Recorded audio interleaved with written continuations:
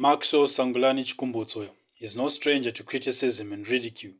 For decades, he has paraded claiming to have defied the laws of physics by creating his controversial microsonic energy device in 2009, a device dubbed a perpetual motion system, a name coined for a fictional system that is always generating power and never running out. Join me as we unravel the mysteries surrounding Sangulani's device, the gift that never stops giving. If you're just hearing of this guy for the first time, let me bring you up to speed. Born in Mazowe, Zimbabwe on the 10th of November 1980, Maxwell is a high school dropout whose first personal invention was a radio broadcasting transmitter. In 2009, he invented his Microsonic energy device, a device he has claimed to be powering all his demonstrations to date, including a 42-inch Samsung LED TV, a motorbike, his greener power off-grid generator, and most recently, the SUV he showcased at the State House of Zimbabwe on January 27th. Now, why is it that someone with such groundbreaking technologies is facing backlash from the general public and the scientific community at large, you ask? Chikumbutso says that he has had no notable formal education and that the equations and theories he has used in his inventions were all from God.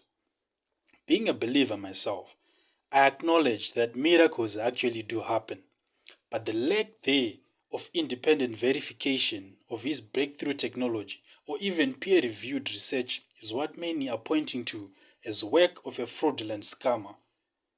I am going to discuss 3 reasons which are making most people skeptical about Sangulani's inventions. Firstly, Chikumbutso's said inventions defy the laws of physics. Sangulani claims that his ultrasonic energy device draws power from ambient radio frequency signals. And hear me out, guys. Such a concept is not new, as we already experience this with RFID tags. The fundamental differences, though, are that RFID tags do not draw energy from ambient signals like what Sangulani's machine does, but instead draw their energy from a dedicated source, a radio frequency antenna. And this conforms to the first law of thermodynamics, which in simple terms states that energy is neither created nor lost, but is only transferred from one form to another, as with the case with an RF antenna giving energy to an RFID tag through the RF signal transmitted. And mind you, the RFID tag is just a small card housing a patch antenna in the minuscule circuit. And it is essential to note that the power generated in this process is in the order of milliwatts. This is very little power. Again, we have other devices like the Powercast P210B or the P1110B. These are radio frequency harvesting devices which have since long existed from the early 2010s. However, these devices have been used to power remote wireless sensors which require little power, and this is okay, since the RF energy harvested can only produce about 50 milliamps output current and about 5 volts output voltage. This is because there is not much ambient RF energy to harvest. Now, Sangulani claims he can produce half a megawatt with his greener power generator. In other words, 500,000 watts of power. That's a fallacy. Because ambient RF signals have a low power density, and this essentially is the amount of power available per unit area of space from a given source, and is measured in watts per square meter. A typical Wi-Fi signal has a power density of 1 microwatt per square centimeter, and a cell tower signal may be around 10 microwatts per square centimeter. As you can see, these are very little amounts of power which can reasonably give birth to about 15 volts of electric potential at most. And this is if you're making use of highly efficient antennas and rectifying circuits. But still, the process cannot be 100% efficient because of the second law of thermodynamics, which states that the entropy of an isolated system always increases over time.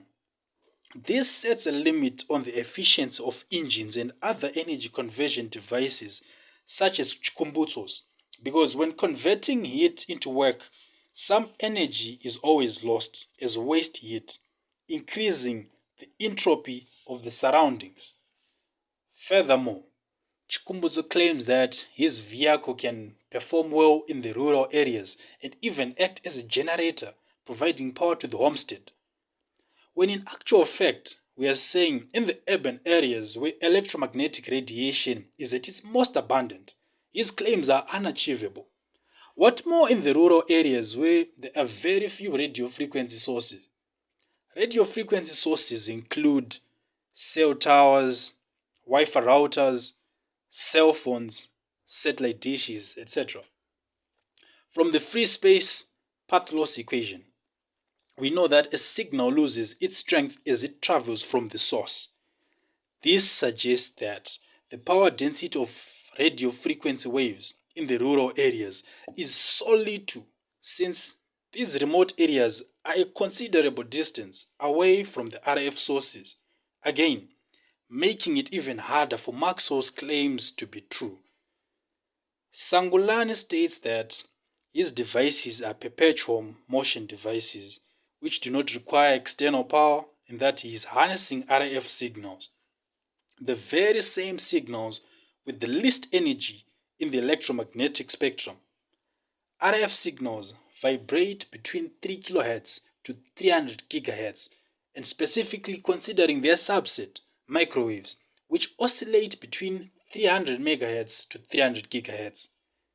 Let's say we indulge Maxwell for a minute. Obviously, to harvest that much energy, this entails building a sophisticated array of antennas which receive a vast range of frequencies on the RF spectrum, making use of all the frequency bands available, and then somehow multiplexing these received signals into a single signal to be converted to a direct current signal. And yet, with all this having been achieved, it is still an impossible feat to efficiently convert all this energy to a reusable voltage of beyond 15 volts, as shown by devices like the PowerCast P2110B, which gives 5 volts output voltage. Solar power is harnessed from electromagnetic radiation, and this is because infrared and visible light oscillate at greater frequencies than radio waves and are able to excite electrons in a photovoltaic cell. To summarize all this, if you're not inclined to science as much, the first point mentions thermodynamics laws 1 and 2, which say you cannot create something from nothing and that this process can be 100% efficient, respectively. And yet, that is what Sangulani claims his device to be able to do. The second reason why one can be skeptical is that most breakthrough technologies in the recent years have disrupted markets and industries the very moment they were introduced. The likes of smartphones, 3D printing, electric vehicles, or even apps like Zoom and TikTok. A good example is ChatGPT. Because of the disruptive nature of the product, it managed to capture global attention, becoming one of the fastest growing tech products ever by surpassing 1 million users in just 5 days of its launch. That's just how revolutionary products work. If Chikumbutso's device was as real as he claims, should not it have garnered a similar attention too? Given that for decades, scientists and engineers have been looking for alternative ways to harness renewable energy, such efforts which have resulted in notable breakthroughs like the terahertz rectifiers, which MIT physicists designed blueprints for in 2020. Ever since, there's been progress to use the quantum mechanical behavior of the carbon material graphene to help in absorbing ambient terahertz waves to produce direct current. Terahertz waves are those electromagnetic waves between microwaves and infrared light. Another technique of note is quantum tunneling, used to harvest infrared energy into electric power, and notable work in this field is being carried out by a team from King Abdullah University of Science and Technology. However, Since 2009, the Microsonic energy device by Sangolani has garnered nothing but criticism and jeer. Thirdly and finally, one citing that Zimbabwe has been plagued with electric power cuts throughout the course of the last decade. Heck, when I was creating this video, I had to use a backup torch a few times. And yet, we have Chikumbutso with this greener power of grid machine which can generate usable electricity from radio waves and electrify hundreds of households. So why is it that such a marvel product is not being used to solve local power shortage problems? Surely, the lack of patents from the international community would not affect the local use of great technology. As a fellow blogger from TechZim once said, the hallmark of legitimate scientific breakthrough is not just innovation, but verifiability. We await to see if Maxwell will allow the scientific community, local or global, to verify his inventions. What saith you, saith technologies? Thank you for watching this video.